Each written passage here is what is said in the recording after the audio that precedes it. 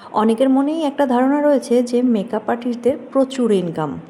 আজকে আমি তোমাদের সাথে শেয়ার করব যে একজন প্রফেশনাল মেকআপ আর্টিস্ট হয়ে উঠতে গেলে তার ঠিক কত টাকা নিজেকে ইনভেস্ট করতে হয় নিজের পিছনে। প্রথম খরচ হয় যখন আমরা মেকআপ আর্টিস্ট হবার স্বপ্ন দেখি এবং একজনের কাছ থেকে প্রশিক্ষণ নিতে যাই। তো সেটা হয় নাই করেও 30 থেকে 40 হাজার টাকা।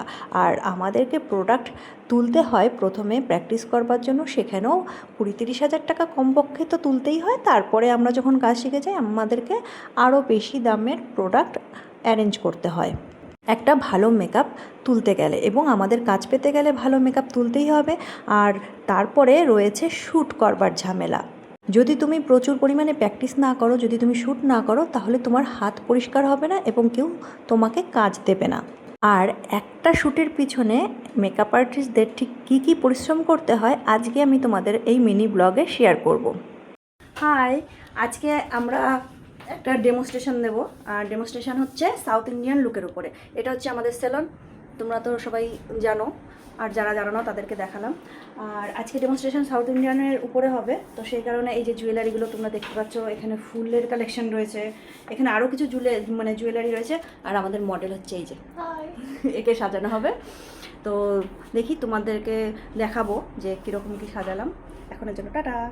তোমরা তো দেখলেই যে একটা শ্যুটের পিছনে আমাদের ঠিক কী কী অ্যারেঞ্জ করতে হয়। হ্যাঁ, আমার তো নিজের স্টুডিও রয়েছে, সে কারণে আমি স্টুডিওতেই আমার শ্যুট আজকে করাবো। আর যাদের স্টুডিও নেই তাদেরকে স্টুডিও বুকিং করতে হয়, তার সাথে সাথে মডেল বুকিং করতে হয়, ড্রেস জুয়েলারি রেন্টে নিতে হয়, এবং তার সাথে ফুলের অ্যারেঞ্জমেন্ট করতে হয়। আর যারা কলকা পারে না তাদেরকে আবার আলাদা করে কলকা আর্টিস্টও নিতে হয়। আর এই সমস্ত পরিশ্রমকে সবার সামনে তুলে ধরবার জন্য ফটোগ্রাফারকে তো তোমার বুকিং করতেই হবে। আজকে ছিল আমার ক্লাস ডেমনস্ট্রেশন, আর ক্লাস করানোর জন্যও কিন্তু আমাকে সেই সমস্ত অ্যারেঞ্জমেন্ট করতে হয়েছিল। শ্যুটের কাজ শেষ করবার পর আমরা সেলনের কাছে সবাই ব্যস্ত হয়ে পড়েছিলাম।